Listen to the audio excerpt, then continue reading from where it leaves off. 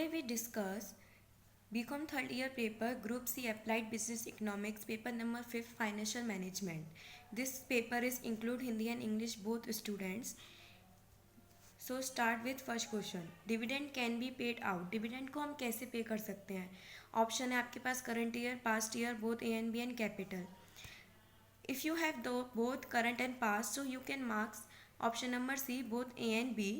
Otherwise, if you don't have option past year profit, so your answer is current year profit. So the right answer of this paper is both A and B. Then the second question is, what are the instance of a sound dividend policy? Option है regularity of dividend, gradually rising fund, distribution of cash dividend. तो इसका answer आएगा आपका option number D, all of the above.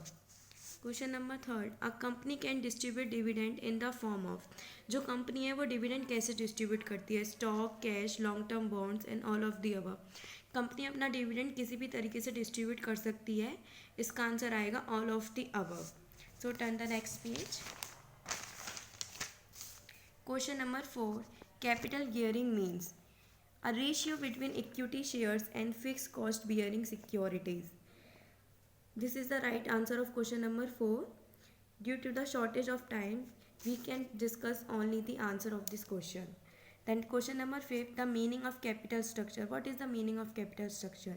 The meaning of capital structure is equity plus preference share capital plus reserve plus long term debt. The right answer is equity. Then question number 6. According to the Volcker, when RA is greater than RC, optimum dividend policy will be that dividend payment ratio is.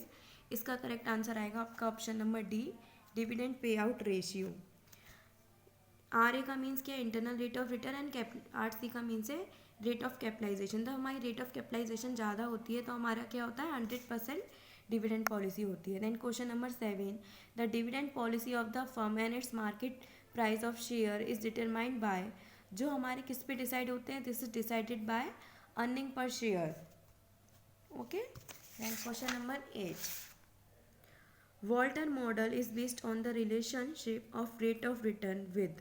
जो Walter का model है वो किसके साथ relation बताता है? अभी पीछे वाले क्वेश्चन में डिस्कस किया, internal rate of return and capitalization. तो इसका करेक्ट आंसर हो जाएगा option number B, capitalization. Question number 9. If net loss is 5,000 and operating expenses is 14,000, 1,500 and sale is 25,000, then amount is gross profit. तो हमारे gross profit का amount कितना निकलेगा? is 20,000.